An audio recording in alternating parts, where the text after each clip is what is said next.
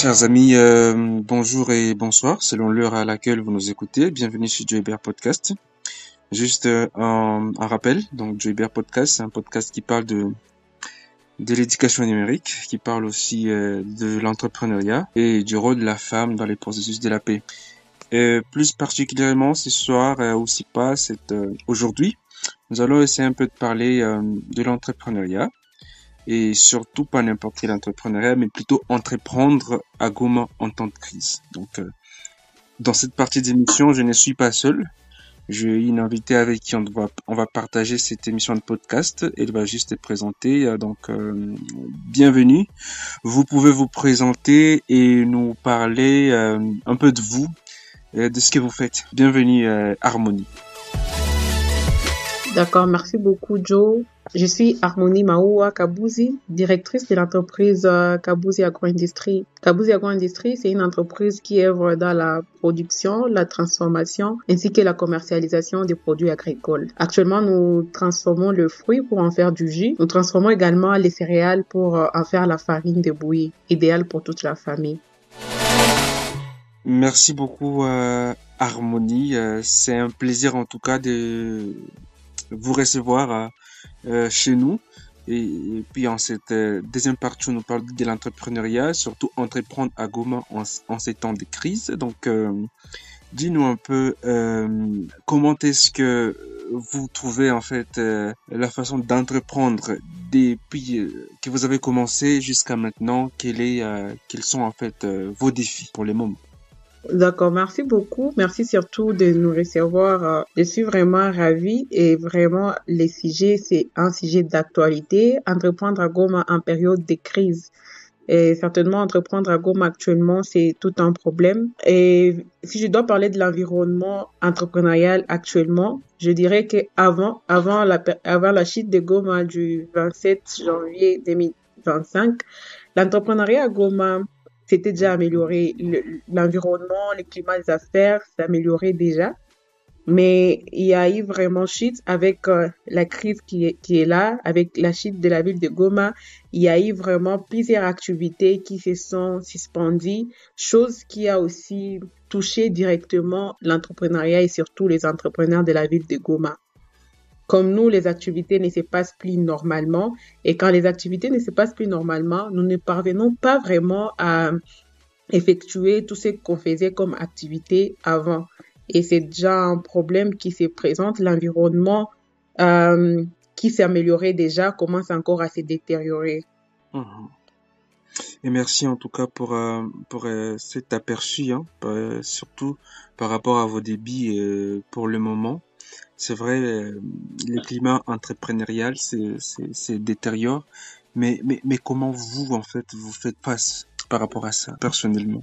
Ouais, personnellement, si je dois parler de notre entreprise face à cette situation qui n'est pas du tout bonne, ces climats des affaires qui se détériorent suite à la crise, de notre côté, nous sommes en train de faire face à cela et nous sommes en train d'être résilients, en fait. Parce que nous qui sommes dans la production agricole, nous sommes dans la transformation de produits agricoles, déjà, nous faisons du jus. C'est plus vraiment urgent pour la plupart des gens consommer du jus, vu que on vendait nos produits dans des restaurants, dans des hôtels, et vu qu'il n'y a pas vraiment assez d'activités dans la ville, la plupart des gens ne consomment plus vraiment le jus normalement dans des restaurants et dans des hôtels. Mais de notre côté, nous sommes en train de mettre en place des stratégies pouvant nous permettre d'être dans la ville de Goma certainement, mais voir aussi comment on peut s'orienter ailleurs, comment on peut aussi conquérir d'autres marchés et être à mesure de continuer avec nos activités. Donc, nous sommes vraiment en train d'être résilients face à cette situation. On continue toujours à travailler, on continue toujours à produire, mais avec l'idée fan de trouver des marchés ailleurs et aussi servir les clients qui sont là parce qu'il y a des ménages qui ont toujours besoin de nos produits et nous les servons. Il y a aussi quelques supermarchés qui commandent toujours malgré la situation et nous sommes toujours là pour répondre aux demandes avec l'idée de voir comment conquérir d'autres marchés. Merci bien Harmonie pour cette explication. C'est que l'on voit et l'on constate que ces climats impactent beaucoup plus sur votre productivité, donc votre transformation et tout. Donc, il y a quand même un peu une baisse, c'est ça, c'est ce que l'on peut entendre dire par rapport à ce qui se passe. Certainement, oui, il y a une baisse euh, de ventes. Il y a Mhm, vraiment les ventes qui ont diminué. On n'arrive plus à vendre comme avant, surtout avec la situation de fermeture de écoles. ouais, Il y a les amis qu'on pouvait servir facilement, les élèves, les écoliers, qu'on pouvait toutefois livrer des jus, mais c'est déjà un problème. On n'arrive plus vraiment à vendre avec cette situation-là qu'il y a avec la fermeture des écoles et tout. Il y a vraiment cette baisse de vente de mhm. notre part. Ce qui est sûr est que Ouais. on croise les doigts pour que la situation s'améliore le plus vite possible pour que vous puissiez vraiment exceller. C'est sûr, c'est vraiment ce que nous attendons tous. On aimerait bien que la situation s'améliore le plus vite possible en tout cas, vu on a été obligé aussi de demander à certaines personnes de rester à la maison, vu Mhm, qu'il n'y a plus vraiment assez de travail et c'est déjà l'emploi, au fait, l'emploi il y a maintenant la main-d'œuvre qui diminue, vu qu'il n'y a exactement. pas vraiment assez de travail, il n'y a pas assez de productivité. Et nous prions vraiment que la situation s'améliore le plus tôt pour que nous puissions être à mesure de répondre les activités comme normalement. Mhm. Merci bien. Mais dis donc, Harmonie, en fait, pour essayer un peu de parler de la motivation, de ces moteurs-là qui vous a poussé, en fait, qu'est-ce qui vous a poussé à entreprendre de ces côtés-là, malgré tous les défis que l'on retrouve à Goma, avant que cette situation de crise n'arrive et pendant cette situation, quel a été les moteurs, en fait? Le moteur, ce qui m'a plus poussé à entreprendre, c'est ça? Oui, la motivation, ouais. Ouais, ma motivation, pour moi, la motivation, elle reste la même parce que je dis toujours que je n'aimerais pas rester du côté des gens qui se plaignent, mais j'aime bien être du côté des gens qui cherchent des solutions. Mhm, Parce que depuis lors, j'essaie toujours, la situation sécuritaire, si je dois parler même de la sécurité dans mon pays, la guerre date, elle est plus âgée même que moi. mhm, Je grandissais vraiment dans cela avec beaucoup de soucis. Tout le monde s'est lamenté que les choses n'avancent pas. Il y a toujours des crises ici et là. Et de mon côté, je me disais, je vais pas toujours chercher à savoir ce que mon pays peut faire pour moi. Et ça reste ma bataille. Je cherche plutôt à savoir qu'est-ce que je peux faire pour mon pays afin que mon pays puisse aller de l'avant. Alors, n'ai pas aimé, je n'aime toujours pas les chômages. Moi, je dis toujours que voir les gens au chômage, ça me faisait toujours mal. ouais. Et je me suis dit, je dois entreprendre pour être à mesure de créer de l'emploi, pour Mhm, être à mesure d'aider les gens à trouver de l'emploi facilement. ouais.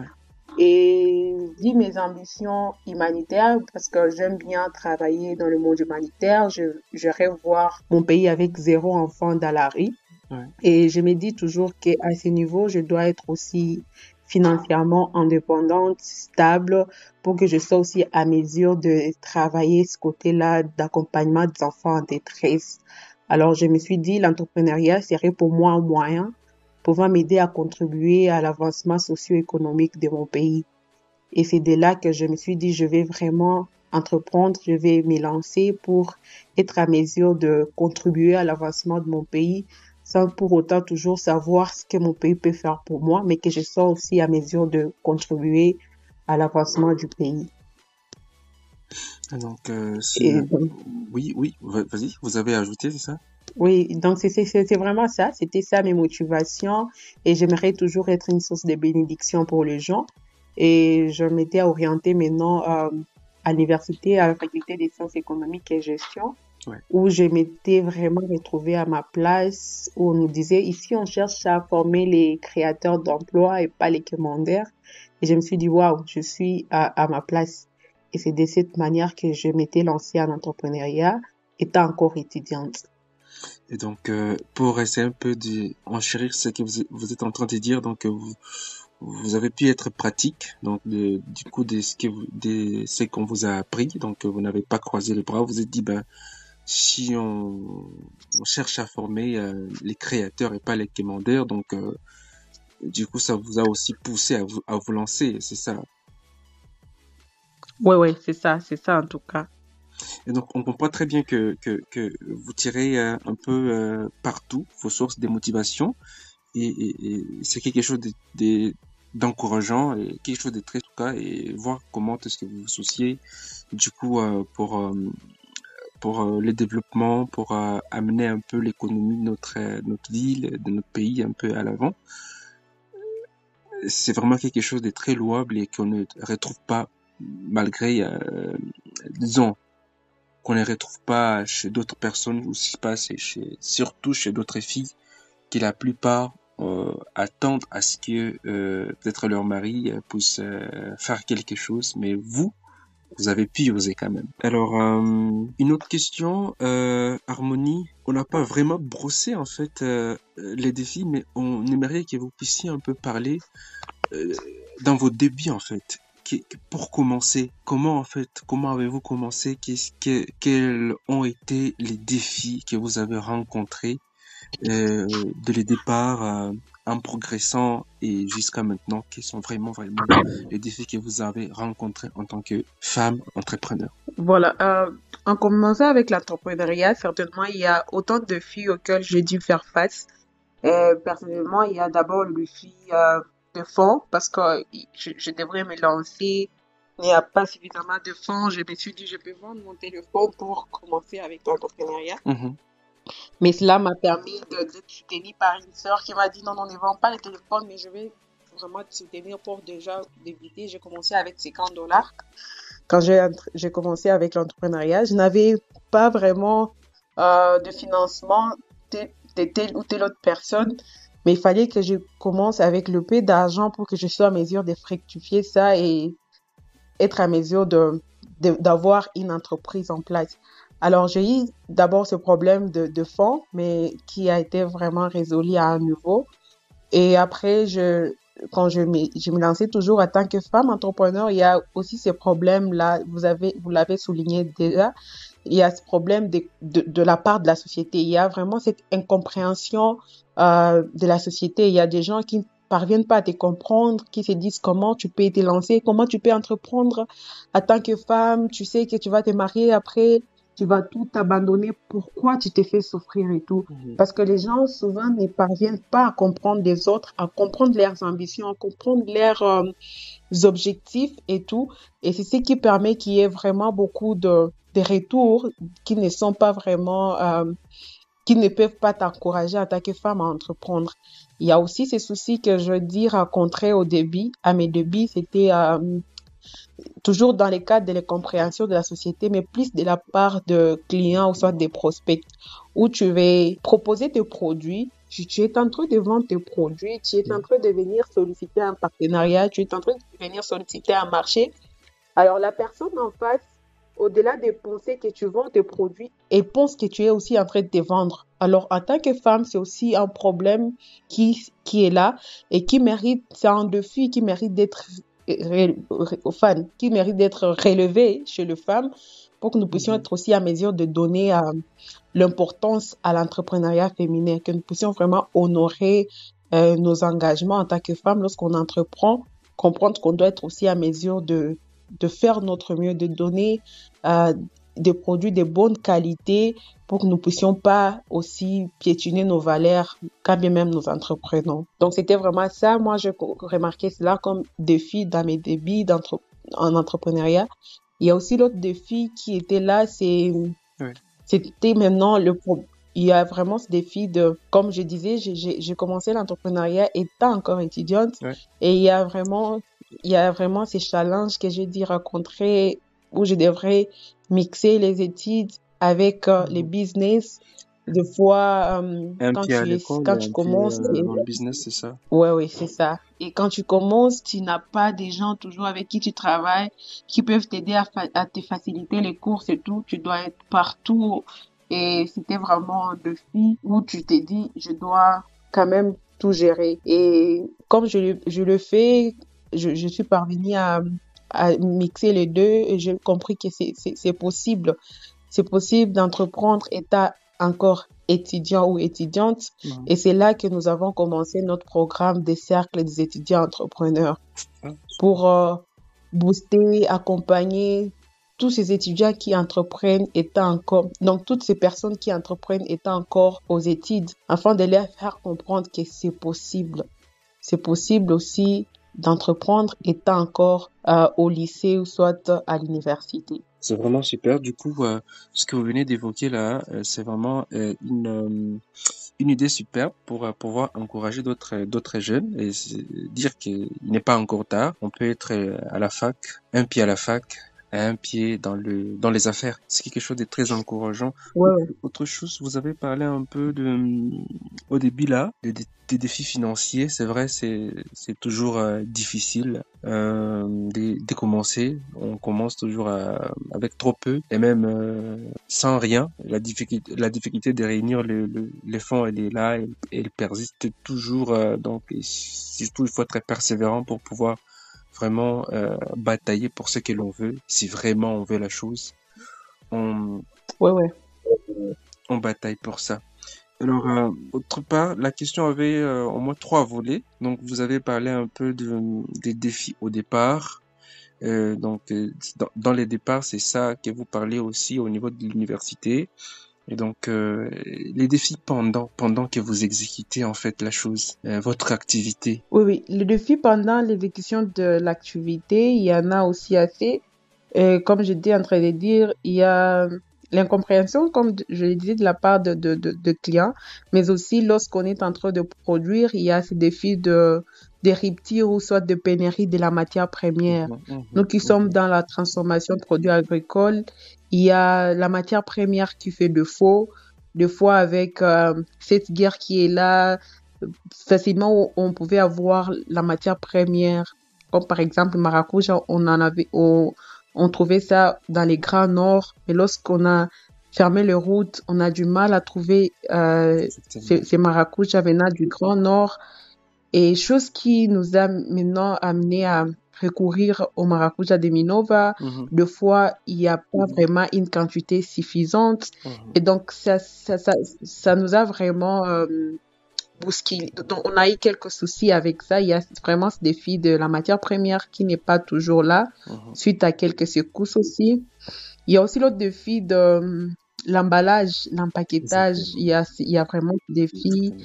qui est là où on manque le bouteille. Des fois, on manque le bouteille et on est obligé de recycler, d'utiliser les bouteilles qui ne sont pas propres à nous. Et il y a vraiment ce défi qui se présente à notre niveau. À part ça, il y a aussi le manque des équipements nécessaires. Et souvent, le manque des équipements est dû d'abord suite aux moyens. Au fait, il y a cette insuffisance de moyens qui peuvent nous aider et nous permettre à nous procurer les équipements. À part ça, il y a aussi l'expertise. Il y a vraiment l'expertise Exactement. qui manque à un niveau. Il y a l'expertise qui manque pour que nous puissions être à mesure de produire à une grande échelle. Il y a cette expertise qui manque de fois. Et c'est vraiment le défi qui sont là lorsqu'on exécute nos activités. Il y a ces défis que nous rencontrons en tout cas. Donc, c'est vraiment ça. Si je peux vraiment parler de défis avec la production de jus, il y a vraiment ce défi. Même avec la farine, l'emballage, des fois, cause problème. On doit chercher Mhm. à importer les emballages. Et il n'y a pas vraiment il y a vraiment, comment je dirais, il n'y a pas vraiment, il n'y a pas cette possibilité de trouver tout au niveau local. Il n'y a pas vraiment d'industries, d'entreprises qui peuvent nous produire directement les emballages. Ouais. Et on est vraiment obligé d'aller, de recourir toujours à l'extérieur. Et c'est vraiment un défi qui se présente aussi chez nous. Et du coup, vraiment beaucoup de courage parce que c'est pas évident avec notre contexte qui est, je sais pas si tu as fait ce regard-là, notre contexte qui nous impose d'être beaucoup plus consommateurs que producteurs. Et donc, et quand on se lance, c'est un peu vraiment difficile de pouvoir vraiment euh, se maintenir, voilà, sur les marchés avec tous les défis qu'on peut avoir que tu as vraiment cité. Il y a un autre défi que peut-être je voulais suggérer aussi, pas poser même comme question. Comment faites-vous, Oui, comment avez-vous fait vos prospections? Comment trouvez-vous vos clients? Quelle est la façon dont vous faites? d'accord. Et pour trouver les clients, de notre côté, nous sommes obligés de faire nos descentes sur terrain pour que nous puissions être à mesure de sensibiliser, surtout avec l'aspect naturel de nos produits. Nous aimerions bien impliquer aux gens, permettre aux gens de consommer bio. Et nous faisons nous-mêmes des descentes sur terrain. Nous allons rencontrer nos prospects, nos futurs partenaires pour leur parler de nos produits afin que les gens qui veulent vraiment aussi prendre soin de leur santé, les gens qui veulent aussi encourager la consommation des produits locaux, et ces gens sont flexibles et acceptent d'essayer nos produits. Et une fois ils essayent le produit, c'est la qualité maintenant qui fait la différence. Où ils se disent, non, non, c'est une bonne qualité, nous pouvons toutefois prendre et acheter chez vous. Mhm, Et c'est ainsi que nous trouvons facilement nos clients. mhm. Ouais. À part ça, nous faisons aussi, nous travaillons en partenariat avec les salles de fête pour les gens Ah, qui super, organisent des cérémonies, le super. mariage, pour être à mesure de servir lorsqu'il y a des événements festifs, que nous puissions être à mesure de servir nos produits Mhm. dans de telles activités parce que ça nous permet de produire en grande quantité et de vendre directement. D- D'accord, donc si, disons que lorsque vous faites votre prospection avec des salles qui organisent, donc, et qui, les salles qu'on loue pour des fêtes, donc pour des cérémonies, et donc c'est-à-dire que là aussi vous arrivez à trouver au moins un marché et que vous parvenez à écouler facilement aussi les produits et même peut-être dans les salles, soit pendant même les mariages ou si pas les cérémonies, il y a des gens qui peuvent et donc qui aiment les produits et qui parviennent à vous contacter. Ça aussi, ça arrive. Oui, oui, ça arrive aussi et des fois on collabore avec et les amis, donc les entreprises qui se chargent donc les services traiteurs, Ah, ces entreprises super. oui, qui prennent des fois en charge la cérémonie en entièreté et ces entreprises recommandent nos produits et lorsque l'entreprise recommande nos produits déjà à leurs clients et du coup ça passe, nous pouvons toutefois servir nos jus dans des activités comme ça. Et donc il y a aussi d'autres consommateurs qui apprécient le produit étant même à la cérémonie. La personne peut toutefois nous relancer comme vous venez de le dire et nous pouvons aussi servir la personne lorsqu'elle va organiser une telle ou telle autre activité où elle peut avoir besoin de nos produits. Ah, c'est vraiment super, c'est intéressant. Et donc, si je peux, donc sur ce point que j'ai suggéré, sur question prospection, c'est, c'est, c'est quand même maîtrisé. C'est pas vraiment un défi majeur, mais c'est quand même déjà maîtrisé à un niveau élevé. C'est ça, ce que je peux dire. Ça, c'est un avis. Je sais pas si c'est comme ça. Oui, oui, c'est un défi, oui. C'est déjà, c'est pas maîtrisé à 100%, mais nous travaillons toujours pour être à mesure de maîtriser cela parce que Mhm. c'est la vente de produits qui constitue déjà l'existence de l'entreprise parce qu'il ne peut pas y avoir une entreprise qui n'effectue pas de vente. Alors, nous sommes en train de voir comment maximiser nos sources, donc comment maximiser vraiment euh, le vente, comment nous pouvons faire pour accroître nos ventes, parce que c'est ce qui va nous permettre d'avoir encore plus de travailleurs, augmenter la main-d'œuvre, parce qu'il y a plus de demandes sur le marché.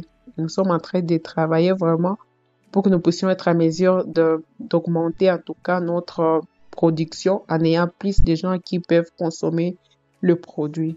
Parce qu'une fois on travaille vraiment sur la vente, une fois on augmente notre production, on doit aussi être à mesure d'augmenter, de chercher plus de clients, d'augmenter les gens, d'avoir plus de gens qui peuvent acheter afin d'augmenter aussi la main-d'œuvre, comme je disais, que nous puissions être à mesure de créer plus d'emplois. Exactement. Et du Ouais. coup, lorsque vous parlez de la main-d'œuvre, j'ai une question qui va revenir un peu plus tard. Donc, si je peux essayer un peu de résumer, donc il y a des défis qui se posent sur plusieurs ordres. Donc, si on parle en temps de crise, donc il y a défis sécuritaires, donc il y a déjà les défis qui est là actuellement. Et avant, si on peut revenir un peu avant là où tu as commencé, il y avait les défis finances, et par après, et il y avait d'autres défis au fur et à mesure que vous progressiez, la logistique et tout, la matière première, il y avait des défis qualité, il y a un défi que j'ai peut-être que j'ai suggéré donc par rapport à la prospection, comment est-ce que vous faites? Vous venez de dire que vous l'avez maîtrisé mais pas vraiment à 100%. Il y a aussi les défis côté expertise. Et donc, c'est-à-dire que peut-être un peu plus tard, vous aurez besoin que vous soyez aussi pas coaché, formé, orienté pour que vous Ouais, puissiez, c'est ça? oui, c'est ça. Pour améliorer la qualité et être à mesure de compétir au niveau international. Exactement. Il y a une question que je voulais poser par rapport à la compétitivité, surtout locale. Comment est-ce que vous faites? Je suis pas peut-être sûr que vous êtes les seuls sur sur les marchés, mais comment faites-vous par rapport aux autres qui ont les mêmes produits, presque les mêmes produits que vous? Ouais, ouais. La compétitivité au niveau local, il est là. Et de notre côté, tout ce que nous faisons, c'est juste travailler à la présentation de nos produits. Nous travaillons sur cela et surtout la qualité de produit. Parce que nous pouvons faire, on fait du coup le même produit, mais c'est pas toujours apprécié au même niveau. Et Mhm. c'est juste la qualité surtout qui fait la différence. Nous travaillons vraiment afin de maintenir la qualité haute pour que nous puissions être à mesure de maintenir nos clients et en avoir aussi d'autres.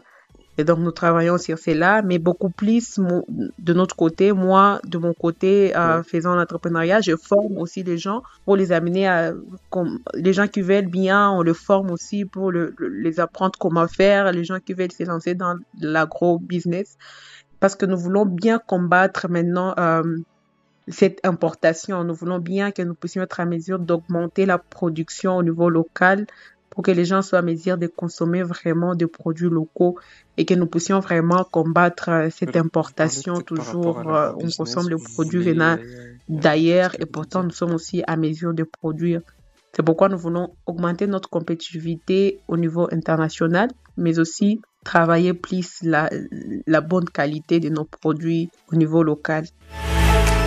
À notre niveau, ce qui nous différencie des autres, c'est d'abord notre qualité, parce que la qualité, c'est ce qui fait la différence de tout produit sur le marché.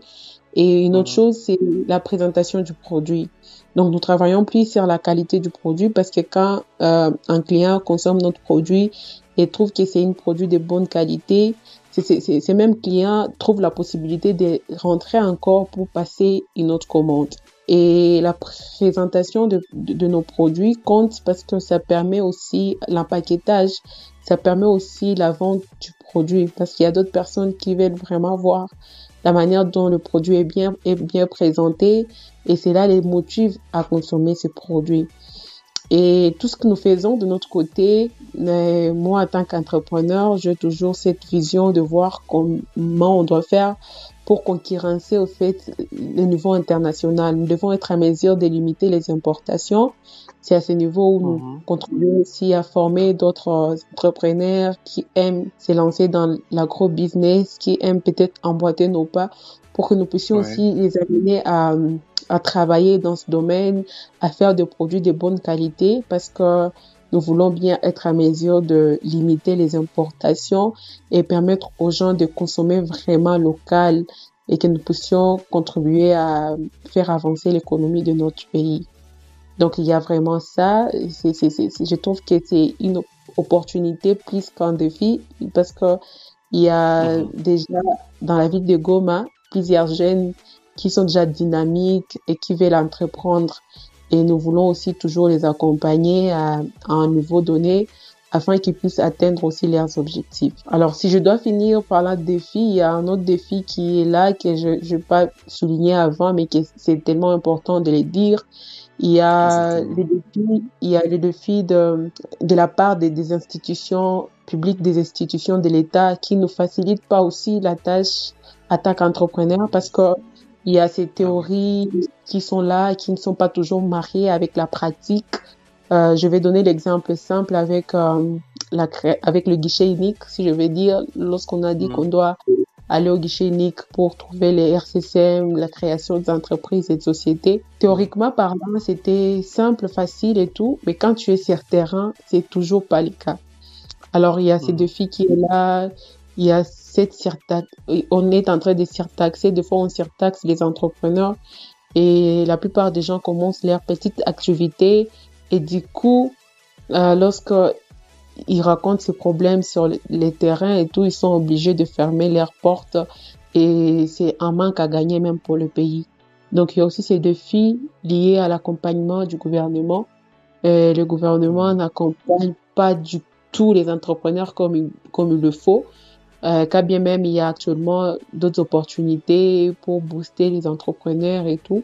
Mais à ces niveaux, avec les impôts, avec les taxes et tout ce qui va avec, il n'y a pas vraiment un air regardant. Tout le monde fait ses lois. Il y a des théories qui ne sont pas toujours mariées avec la pratique, chose qui ne nous facilite pas aussi la tâche en tant qu'entrepreneur. Dis donc, ce que vous êtes en train de dire, c'est que ils devraient, donc, leur rôle, en fait, ils n'arrivent pas à les jouer, quoi. Donc, ils devraient vous accompagner les entrepreneurs, sauf malheureusement, ce n'est pas le cas, ce n'est pas ce qui se dit sur le terrain. Oui, les entrepreneurs n'est pas toujours accompagnés comme il le faut sur terrain. Sur terrain, c'est pas vraiment le cas, mais dans des communiqués officiels, tout ça, il y a des messages qui encouragent, qui accompagnent, qui allègent la tâche aux entrepreneurs. Mais une fois on est sur terrain, il n'y a pas vraiment ces suivis. Il n'y a pas vraiment ces suivis et nous sommes lésés en tant qu'entrepreneurs. Vraiment, exactement, c'est vraiment un défi. La fois passée, quand je parlais avec Gloria Bache par rapport à l'entrepreneuriat, et exactement, elle a essayé un peu d'élever ces défis-là, du coup, par rapport à l'accompagnement. Donc, il a essayé un peu de dire d'une autre manière. Donc, pour trouver quelqu'un qui va t'accompagner, c'est toujours difficile. Quelqu'un ne te voit pas quand tu commences petit. Quelqu'un ne voit pas ce que tu veux faire. Donc, il attend d'abord que tu fasses des progrès pour qu'il puisse t'accompagner. Et peut-être on peut regarder avec cette même œil-là de la part de l'autorité qui vraiment n'arrive pas à accompagner. Au lieu d'accompagner, il surtaxe, il déstabilise et jusqu'à ce que peut-être l'entrepreneur puisse remballer ses affaires et se dire je n'en peux plus, donc c'était pas peut-être la chose que je devrais faire et du coup il ferme. Pourtant il devrait jouer son rôle d'accompagnateur en fait. Merci. Oui, vas-y. Ah. Je disais malheureusement. Malheureusement. Voilà. Ouais. Alors, une autre question qui parlait un peu par rapport aux opportunités. En fait, malgré cette crise que nous traversons, c'est vrai, elle n'est pas encore finie, elle est encore au début. Est-ce qu'il y a-t-il encore d'opportunités malgré cette crise? Et si oui, dans quel secteur? Oui, et si on doit parler des opportunités, malgré la crise, les opportunités sont toujours là. Moi, j'aime toujours la population gomatracienne et en particulier, bon, je dirais congolaise en général et surtout gomatracienne en particulier parce que c'est une population résiliente. Et malgré tout ce que nous traversons, parce que je sais que la ville de Goma avant, il y a eu aussi d'autres crises qu'on a surmontées, l'éruption volcanique, il y a tant d'autres crises qu'on a dû surmonter et jusqu'à présent, on continue toujours à surmonter des crises. Alors, les opportunités sont toujours là, les opportunités sont toujours là parce que si je dois parler d'abord des secteurs, il y a d'abord le secteur dans notre secteur, l'agro-business, il y a dans l'agro-business, dans l'agriculture, il y a toujours des opportunités parce que la population, les gens auront toujours besoin de manger. Et vu que la population est aussi en train de s'accroître, il y a déjà la population qui est en pleine croissance, les gens auront toujours besoin de se procurer des produits de première nécessité. Et il y a vraiment cette opportunité qui est là. Et on doit toujours travailler. Il y a des secteurs agricoles qui présentent autant d'opportunités, l'agro-business, la transformation agricole, parce que j'ai dit toujours que la transformation agricole permet d'accélérer au fait, d'augmenter les niveaux de vie des produits agricoles. Alors, ça peut permettre de transformer le produit et les amener même en dehors de la ville et à l'extérieur. C'est aussi des opportunités qui sont là malgré Mhm. cette crise. Il y a aussi Mhm. d'autres opportunités dans les secteurs, en ce qui concerne les services. Dans les services, il y a vraiment des opportunités. Les gens qui doivent travailler dans des maisons, enfin, dans des coiffures, des salons de coiffure, il y a des gens qui sont dans l'imprimerie. Il y a vraiment tant d'opportunités à ce niveau.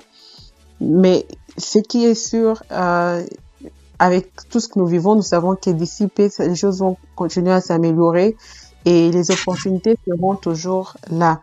Il y a aussi d'autres opportunités dans les cas de booster les initiatives entrepreneuriales de jeunes qui sont en ligne. Il y a des entreprises, il y a des sociétés, il y a aussi des organisations qui accompagnent les entrepreneurs et qui, aujourd'hui, je peux te dire, je commence avec le peu que j'ai et du coup, tu Mhm. peux directement trouver une opportunité qui puisse te booster parce que Mhm. toujours, c'est pas les fonds qui doivent toujours constituer le problème. Le fond, toujours, c'est pas ça les soucis. Quand on a besoin de commencer, il est nécessaire de commencer. Il y a d'autres opportunités qu'on rencontrera toujours sur notre chemin. Et donc, les opportunités sont là, malgré tout. Il y a vraiment, Ouais. il y a encore de l'espoir. Euh, il y a encore quoi espérer, Fan. Il y a encore quoi espérer. Merci bien en tout cas pour cette orientation qui est si riche. C'est vrai, peut-être que quelqu'un peut se dire, voilà, on est dans une crise et du coup, il y a plus d'opportunités.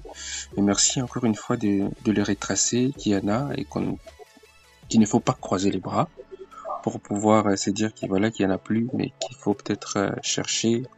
Et pour ceux qui ont une idée, qui ont quelque chose à commencer, qui commencent et sur le chemin, comme tu l'as dit. J'ai aimé cette phrase sur le chemin, donc ils pourront trouver une opportunité qui pourra booster leurs activités. Et c'est super en fait. Et c'est super. Ouais. Euh, Autre chose, juste voilà, c'est une question justement qui complète celle-là par rapport toujours à votre entrepreneuriat actuellement, à l'heure actuelle. Penses-tu que vous êtes en train de progresser? Ouais, à l'heure actuelle, par rapport à là que je commençais jusqu'à présent, je, je pense et je sais que je suis en train de progresser parce que Mhm. quand je commençais, déjà, je commençais au niveau artisanal, je n'avais pas de machines, je n'avais pas vraiment des équipements. Actuellement, Aussi je peut-être suis au niveau, informel? oui, aussi informel, surtout ça. Mais actuellement, j'ai une entreprise déjà formelle et je suis au niveau semi-industriel avec Ah, l'espoir d'aller au niveau industriel d'ici peu. Et donc, vu tout cela, vu mon parcours, je pense que je suis en train de progresser déjà. Et surtout avec l'opportunité que j'ai rencontrée sur mon chemin. Comme je disais mm. déjà avec les entrepreneurs, c'est très bien de commencer quelque part et sur notre chemin, il y a d'autres opportunités qu'on peut rencontrer parce que ce qui est plus difficile, c'est commencer. Donc, il est important de commencer. Et sur mon chemin, j'ai rencontré l'opportunité Anzisha Prize, dont je suis finaliste de ce programme de l'accord 2024. Je suis finaliste de ce programme et c'est une opportunité qui me forme, m'informe et qui m'aide aussi à faire avancer l'entreprise. Ah, et c'est super. Donc, si peut-être on peut retracer avec vous le parcours. Donc, comme vous l'avez évoqué au début de l'émission, donc vous avez commencé avec très peu. Vous l'avez même déchiffré, dénombré, 50. Et par rapport à là où vous êtes actuellement, il y a une évolution, il y a une progression accompagné d'une vision à long terme qui vous permet de garder l'énergie nécessaire pour arriver là où vous voulez que vous soyez demain, après-demain, dans 5, 10, 20 ans. Ouais, ouais. Merci bien pour ça. Une autre question, c'est surtout sur côté impact. Peut-être vous l'avez déjà dit d'une manière. Penses-tu que l'entreprise que vous avez actuellement contribue-t-elle à une résilience économique dans la ville de Goma? Est-ce qu'il y a il y a un impact de ces côtés-là? Oui, je sais bien, je suis très sûre qu'il y a l'impact parce que premièrement, nous sommes en train de faciliter d'abord la création d'emplois, chose qui est aussi importante au niveau de la jeunesse. Il y a vraiment les jeunes qui sont occupés avec notre entreprise actuellement, même si le nombre n'est pas aussi significatif comme on le veut bien, mais quand même, c'est déjà quelque chose de grand. Il y a aussi ces formations que nous donnons aux jeunes entrepreneurs, à toutes ces personnes qui veulent entreprendre, surtout aux dames qui se lancent dans l'entrepreneuriat. C'est déjà un impact positif qui est en train aussi d'amener d'autres personnes à travailler, à créer aussi des entreprises, créer de la richesse, pouvant faire avancer notre pays sur le plan économique et social. Ah, donc c'est super en fait. Ça rejoint mes quelques deux questions que j'avais déjà prévues par rapport à ça. Je constate, je comprends qu'il y a quand même déjà de l'impact. Donc côté quand vous dites chez les jeunes, donc j'allais dire est-ce que il y a de la place chez les jeunes dans ce que vous faites. On comprend très bien que votre entrepreneuriat, votre entreprise contribue à embaucher des jeunes, contribue à occuper les jeunes. Et c'est déjà quelque chose que, que, que, qui est encouragé parce que les jeunes, la plupart en tout cas, sont désœuvrés, ils n'ont rien à faire et tout ça.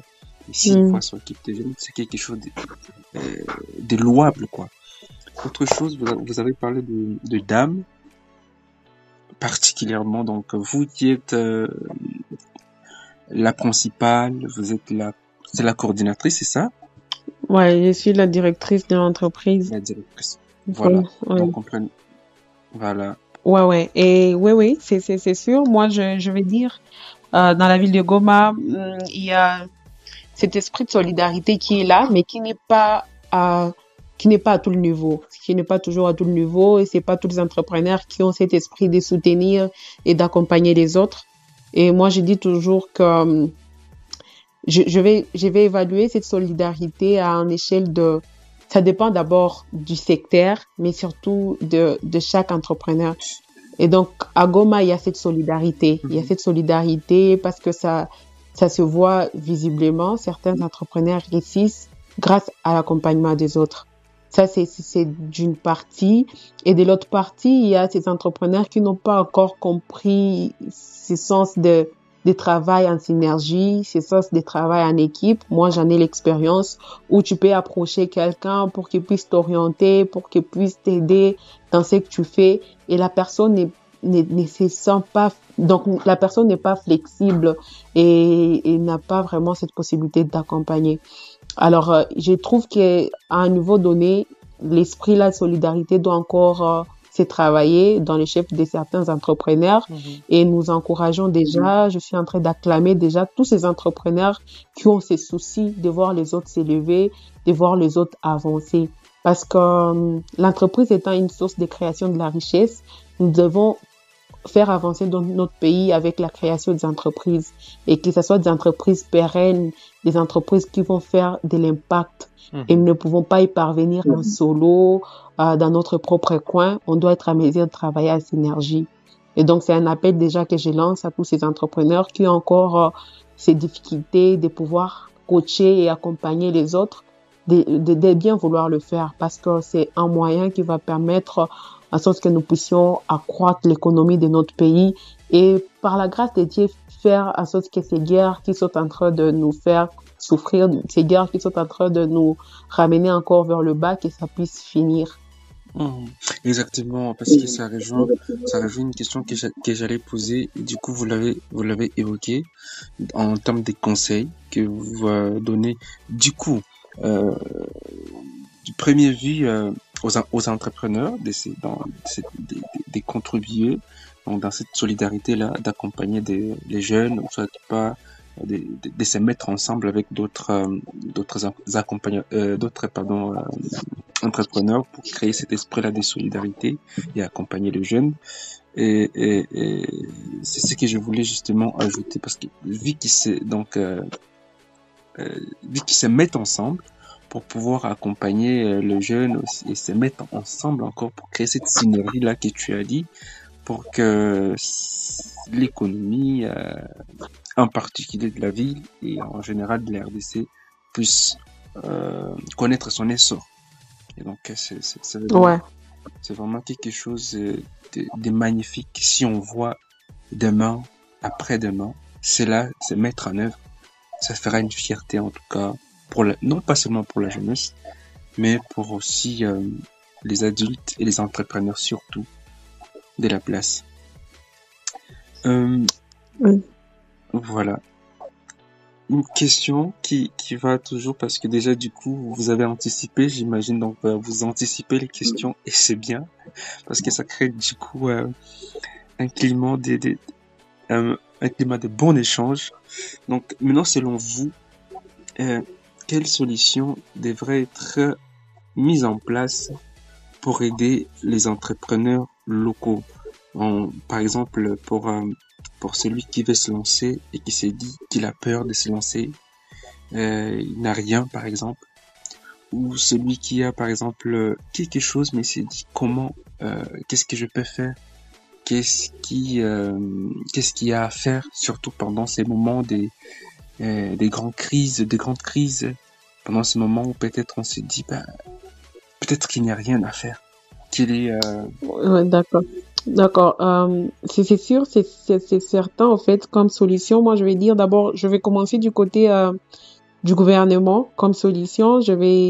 Après, je vais chuter du côté de l'entrepreneur lui-même.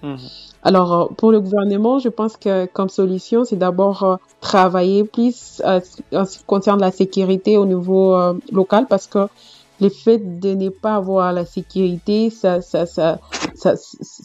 handicape plusieurs activités au niveau local, et surtout, ça ne facilite pas vraiment assez la tâche aux entrepreneurs.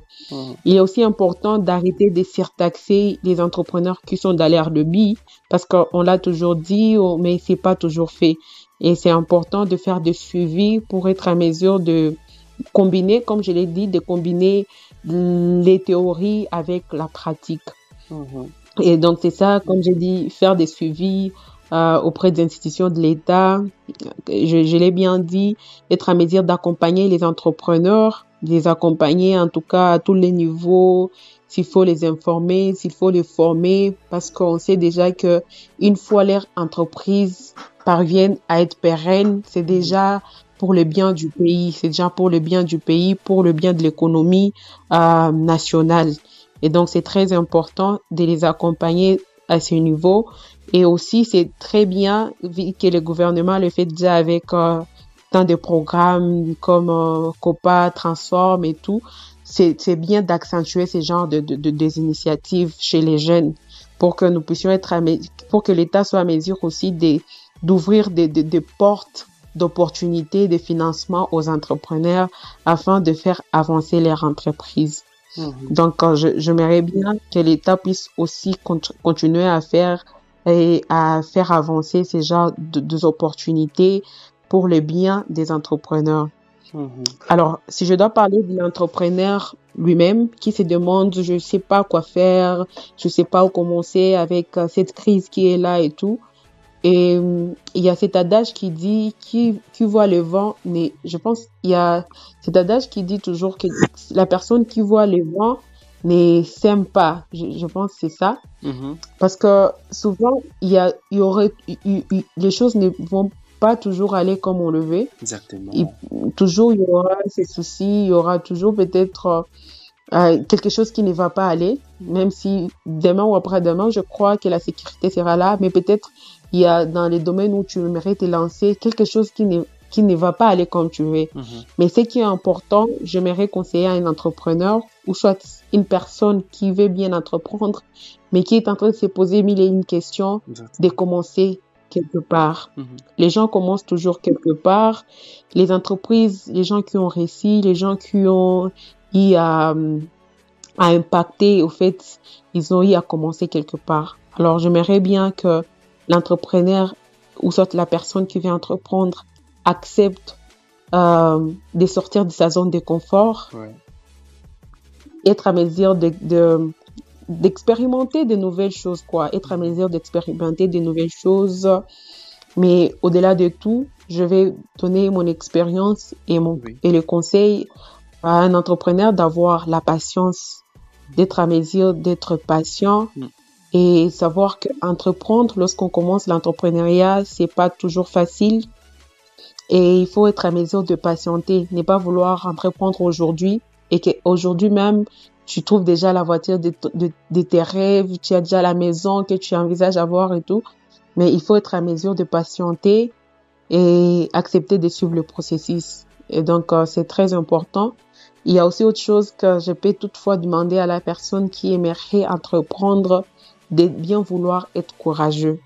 Parce que quand on se lance dans l'entrepreneuriat, il faut être à mesure d'être courageux, d'être à mesure de travailler et de donner le meilleur de soi-même afin d'être excellent. Parce que il y aura toujours les gens sur terrain, il y aura toujours les gens qui vont faire peut-être les mêmes choses que toi, mais ce qui va te différencier des autres, c'est ton courage et surtout ton excellence. Et c'est très important de travailler cela. Et aussi, c'est important au fait d'être intègre. Parce qu'on peut tout faire, on peut travailler, on peut faire quoi que ce soit et tout. Mais si on n'arrive pas à travailler notre intégrité, on ne peut pas se maintenir au sommet. Demain ou après-demain, dans le processus, et en étant courageux, tu peux toutefois atteindre le sommet. Mais en ayant de valeur, en ayant aussi cette intégrité, ça peut te maintenir au sommet et t'amener à contribuer à l'avancement de notre cher et beau pays qui est la République démocratique du Congo. Et pour finir, j'aimerais bien que tu sois à mesure de comprendre tes pourquoi, définis tes pourquoi, afin d'être à mesure de tenir même dans les moments difficiles. Et donc, c'est très important de savoir pourquoi j'entreprends, en fait, avec quelle motivation, pourquoi, où est-ce que je vais aller, où est-ce que je vais amener mon pays, où est-ce que je vais, à quel niveau je vais contribuer à l'avancement de mon pays et atteindre mes rêves. C'est très important de savoir c'est pourquoi, parce que comme je l'ai dit, ça te permet de te maintenir dans des situations difficiles. Harmonie, en fait, c'est comme si il y a cet esprit entrepreneurial qui circule déjà dans la plupart des Congolais. Et ce que vous venez de dire justement à la fin, c'est très capital. Dernièrement, j'ai reçu une invitée, elle est de Kinshasa, elle s'appelle Meda Mondonga, elle est une ingénieure en informatique. Et ce qu'elle avait dit dans l'émission, c'était ceci. On avait parlé ce jour-là, je crois, de l'éducation numérique, donc la place de l'éducation numérique chez les jeunes. Elle avait dit, celui qui a un pourquoi dans sa vie a la chance d'atteindre ses objectifs.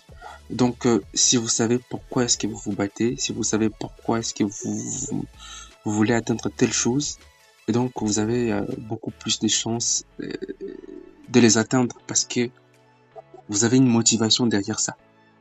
Merci en tout cas. Ouais. Merci en tout cas. Donc c'est vraiment super que vous l'ayez rappelé encore une fois.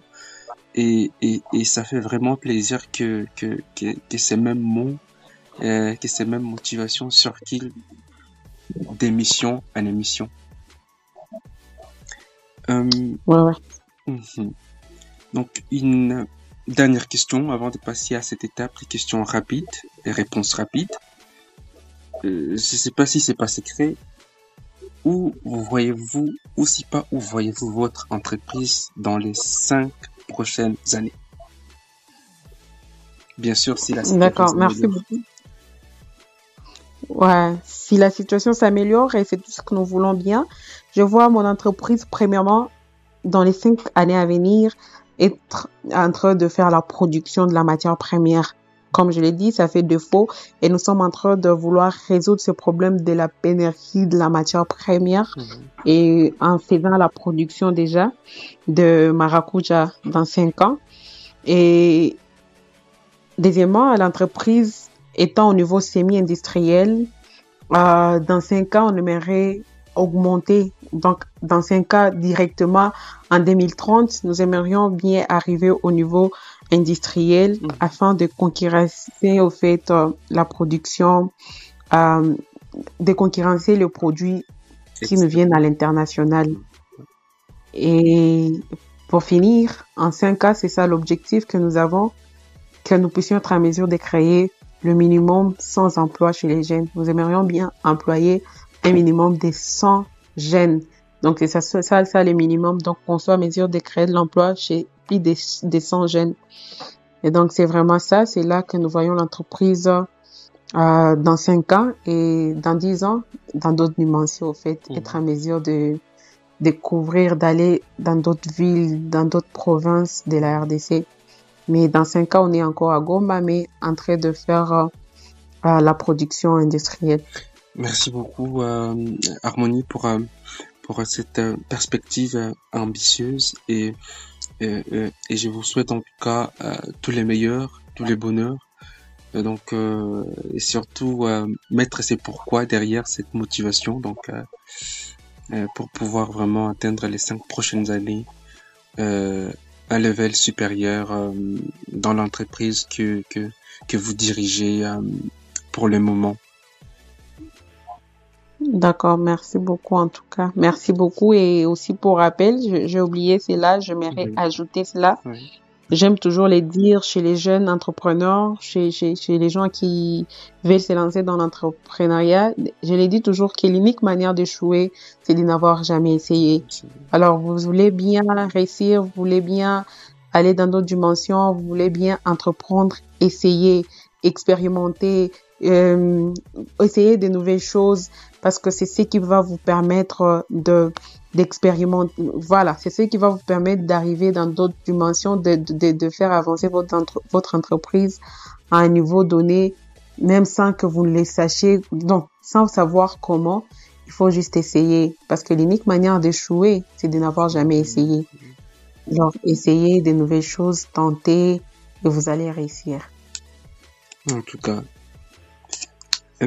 merci beaucoup pour ces conseils, ces derniers conseils qui est aussi si capital. Donc, toujours essayer, sortir de sa zone de confort, essayer de nouvelles choses, faire une nouvelle aventure et du coup, peut-être, qui sait, que ça marchera. Merci bien, Harmonie. Et donc, pour la partie des questions rapides et réponses rapides, dis donc, Harmonie, quel est votre livre favori? Mon livre favori, c'est le livre d'Eric Warren, Une vie motivée par l'essentiel. En tout cas, pour être honnête, je suis en train de découvrir des livres que je n'ai jamais lus. Merci bien. Merci bien. La fois passée, j'ai découvert Les Millionnaires avec Gloria Bach des Fisher. Donc, ce livre a 3 tomes. Et je suis sur le premier tome, je suis en train de lire, et il est vraiment intéressant. Et du coup, je viens d'avoir un autre qui vient de s'ajouter sur la liste. Ouais. C'est très important. En fait, je vous encourage pendant 40 jours de lire ces livres, de lire ces livres qui vont encore, qui a déjà boosté la vie de plusieurs personnes, qui a boosté aussi la mienne. Et je vous encourage à lire ces livres. Merci beaucoup en tout cas, Harmonie. En tout cas, je mets sur la liste. Dis donc, si on devrait vous définir en un seul mot, quel serait ce mot? En un seul mot? Oui, juste un seul.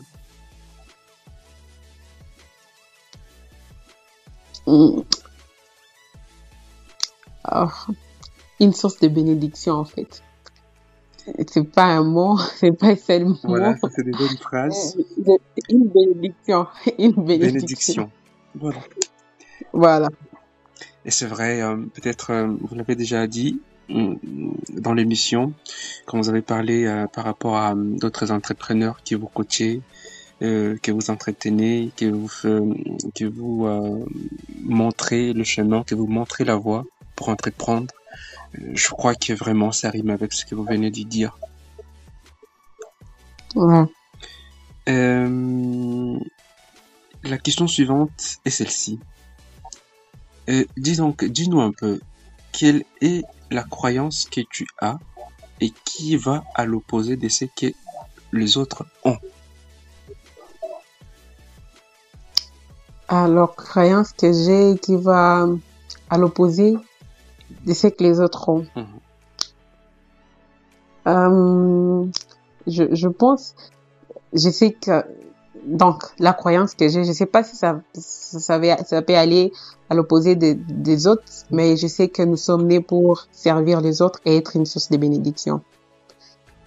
Il y a d'autres qui pensent qu'ils sont nés pour se servir eux-mêmes, qui pensent que, donc, c'est ça, en fait. Moi, je pense personnellement que les autres doivent primer et on est né pour servir les autres et être une source de bénédiction. Et qui s'ajoute à ce que, je sais pas si vous êtes chrétienne, mais du coup permettez que j'introduise ces passages qui dit que voilà, Jésus lui-même qui dit que donc je suis venu pour ne pas être servi, mais pour servir. Très bien, ouais. C'est dans Matthieu 26, je pense, 26, 21. Le Seigneur dit toujours que si tu veux bien être grand, accepte d'être le serviteur de tout le monde. De tout le monde. Et donc servir et servir encore, c'est ça mon idéal. C'est super. Donc c'était, on vient de finir avec cette série. C'était 3 questions pour la série questions rapides et réponses rapides. Nous sommes vraiment heureux, nous sommes vraiment chanceux et bien heureux de vous avoir accueilli chez nous durant cette émission de podcast. Peut-être ce qu'on demanderait que ça ne soit pas une dernière fois que vous passez donc dans cette émission. Peut-être ce que je peux dire aussi.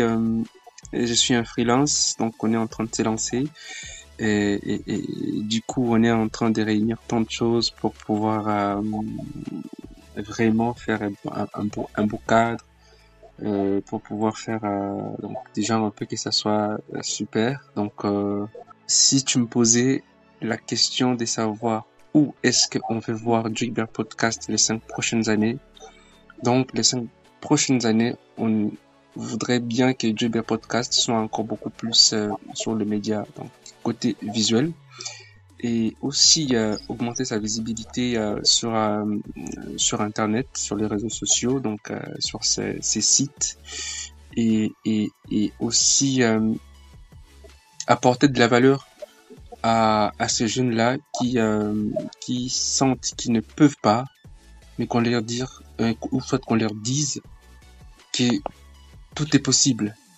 Et donc il suffit justement de s'aventurer et voilà, ouvrir les portes, parce que on ne peut pas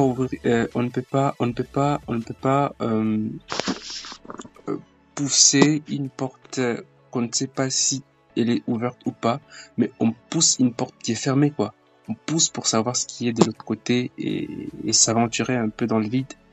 Donc on aimerait vraiment apporter beaucoup de lumière, beaucoup de contenu de qualité, surtout avec des entrepreneurs expérimentés comme vous, comme Gloria Bash, comme ceux qui sont dans la capitale, comme ceux qui sont un peu de partout, pour essayer un peu de donner de leur expérience à d'autres jeunes qui se disent que peut-être ce n'est pas possible, mais plutôt c'est possible en fait. Très bien, ça c'est sûr, c'est possible. Déjà avec vous, ça se voit combien vous avez défini le pourquoi et vous y travaillez déjà, vous y croyez déjà et c'est très bien. Moi, je vais bien aussi voir Joybird Podcast aller à un niveau supérieur. Et donc, courage et félicitations à vous. Je suis aussi particulièrement honorée d'avoir intervenu dans les cadres d'accompagnement de jeunes dans les cadres entrepreneurial avec les thèmes entreprendre à Goma en période de crise.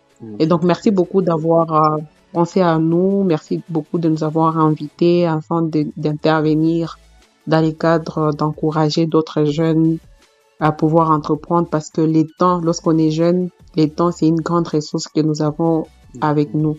Et donc, merci beaucoup. Je suis tellement honorée et je serai encore beaucoup plus honorée quand nous allons continuer avec Joe Hubert Podcast et pourquoi pas après 5 ans, 10 ans, pouvoir encore intervenir dans les cas d'accompagnement des jeunes. Exactement. Et ça va nous faire encore plaisir. Exactement. Alors peut-être une dernière chose avant peut-être de pouvoir se quitter pour les produits que vous vendez, que vous mettez sur les marchés, où est-ce qu'on peut les retrouver? Donc où est-ce qu'on peut vous trouver? Oui, et donc actuellement nous sommes juste dans la ville de Goma. Et pour les gens qui habitent à Goma, vous pouvez toutefois nous retrouver au niveau du campus Moïse. Il y a notre point de vente en face du campus Moïse à la Rébis de l'île Pégel. Il y a notre boutique juste en face, c'est avenue Mama Christine numéro 5. Donc comme référence, c'est juste à côté de l'enclos de la RAO FM. Donc c'est le bâtiment juste après l'enclos de la RAO FM. Il y a nos produits là-bas. Et à part le point de vente, nous sommes aussi en ligne sur Facebook. Nous sommes à Kabouzi Agro Industrie sur Facebook et sur WhatsApp. Nous sommes là aussi. Il y a nos coordonnées qui sont là avec notre numéro WhatsApp Business.